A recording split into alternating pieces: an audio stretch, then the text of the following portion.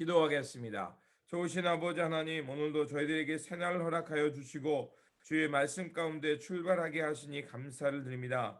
다시 한번 말씀을 통하여 하나님의 주님의 주권의 날을 기억하게 하여 주시고 그 날을 통해서 다시 한번 우리가 교훈을 깨달아서 이 땅에서 하나님 나라의 삶을 살아가는 우리 모두가 되게 하여 주시옵소서. 우리 구주 예수 그리스도 이름으로 기도드립니다. 아멘. 오늘 우리에게 주신 말씀은 에스겔서 30장에서 31장입니다. 본문 읽기는 31장 3절에서 14절입니다. 볼지어다 아수르 사람은 가지가 아름답고 그들은 숲의 그늘 같으며 키가 크고 꼭대기가 구름에 닿은 레바논 백향목이었느니라.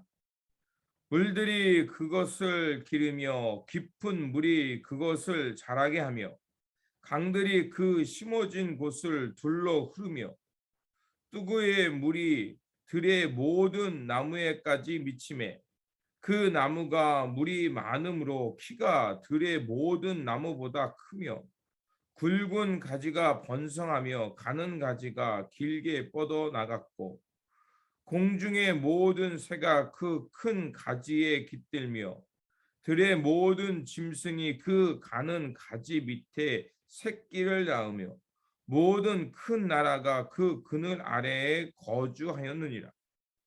그 뿌리가 큰 물가에 있으므로 그 나무가 크고 가지가 길어 모양이 아름다움에 하나님의 동산의 백향목이 능히 그를 가르지 못하며 잣나무가 그 굵은 가지만 못하며 단풍나무가 그 가는 가지만 못하며 하나님의 동산의 어떤 나무도 그 아름다운 모양과 같지 못하였도다. 내가 그 가지를 많게 하여 모양이 아름답게 하였더니 하나님의 동산 에단에 있는 모든 나무가 다 시기하였느니라. 그러므로 주 여호와께서 이같이 말씀하셨느니라. 그의 키가 크고 꼭대기가 구름에 닿아서 높이 솟아났으므로 마음이 교만하였은즉 내가 여러 나라의 능한 자의 손에 넘길지니라. 그가 임의로 대우할 것은 내가 그의 악으로 말미암아 쫓아내었음이라.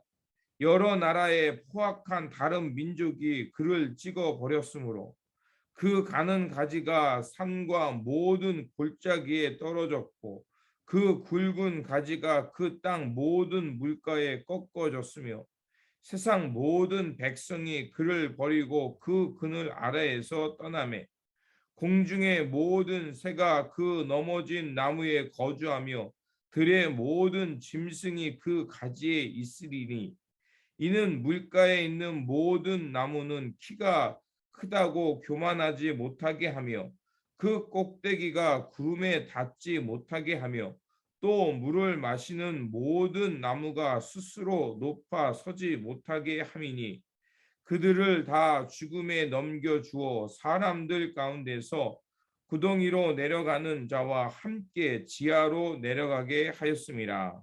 아멘. 30장은 애굽에 관한 세 번째, 네 번째 예언의 말씀입니다. 세 번째에는 날짜가 기록되어 있지 않지만 네 번째 예언에는 날짜가 기록되어 있습니다. 이는 이 예언의 말씀이 비슷한 시기에 주어졌다는 것입니다. 그 시기는 바로 예루살렘이 바벨론에게 포위당해 있던 때이고 그리고 애국 군대가 올라온다는 소식을 듣고 바벨론 군대가 애국과 나가서 싸웠다가 애국 군대가 패배한 때입니다. 이로써 유다는 애굽을 의지하며 애굽이 자신들을 구원해 줄 거라는 그 희망이 사라진 날이기도 합니다. 특별히 본문에서 보면 여호와의 날이라는 표현이 나옵니다. 여호와의 날, 주의 날은 원래 하나님께서 원수를 이기시고 이스라엘을 구원으로 이끄시는 승리의 날이었습니다. 하지만 예언자는 이 날을 반대로 사용합니다. 이스라엘이 하나님의 원수가 되었기 때문입니다.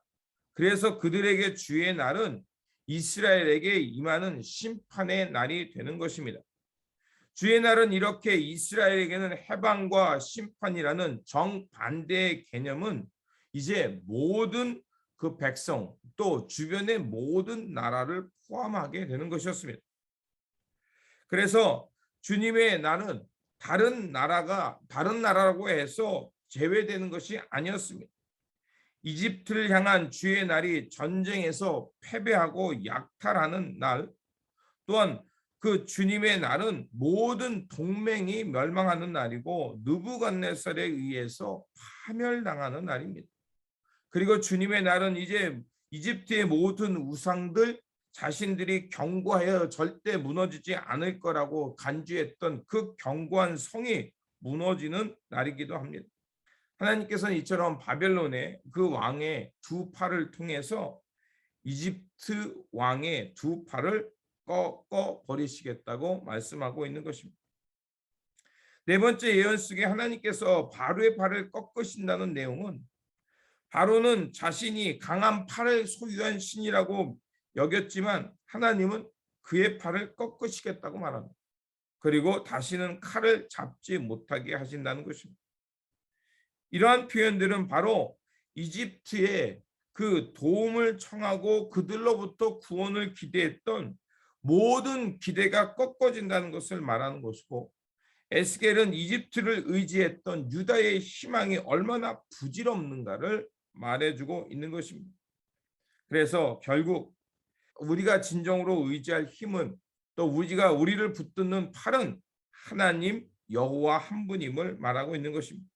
그리고 31장에서는 레바논의 백향목 같이 그 아름다웠던 아수르가 파괴된 것처럼 애굽도 결국 그들의 교만으로 인해 아수르와 같은 운명이 되어 멸망받을 것임을 얘기하고 있습니다. 에스겔은 애굽을 마치 그 아수르의 백향목에 비유하면서 우주적 나무라고 묘사합니다.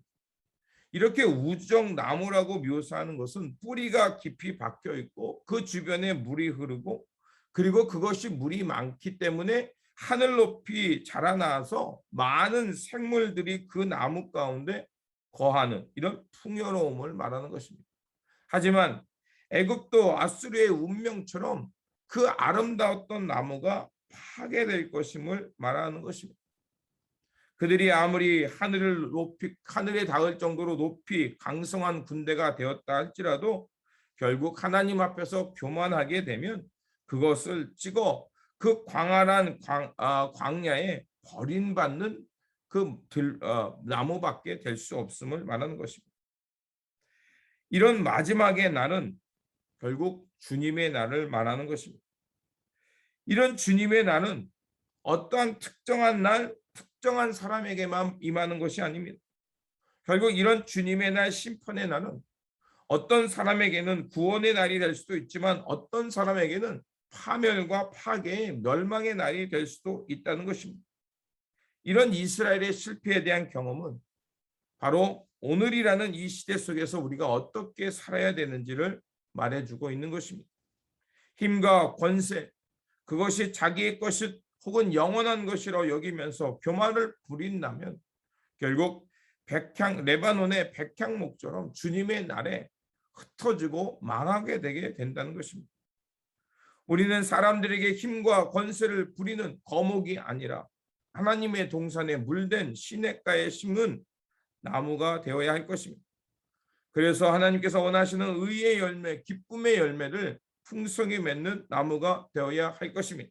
그러므로 하나님의 동산의 물가에 심긴 나무라는 것을 생각하면서 다시 한번 의의 열매를, 또 하나님의 기쁨의 열매를 풍성히 맺으시길 바랍니다.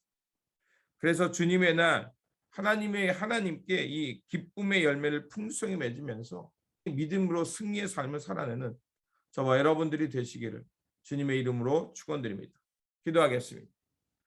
자비로우신 하나님, 우리 안에 힘과 권세를 추구하며 교만해지려는 마음을 멀리하게 하여 주시옵소서.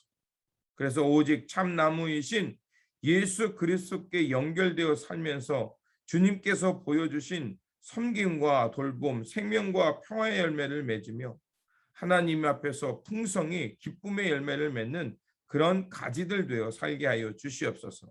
우리 구주 예수 그리스도 이름으로 기도드립니다. 아멘.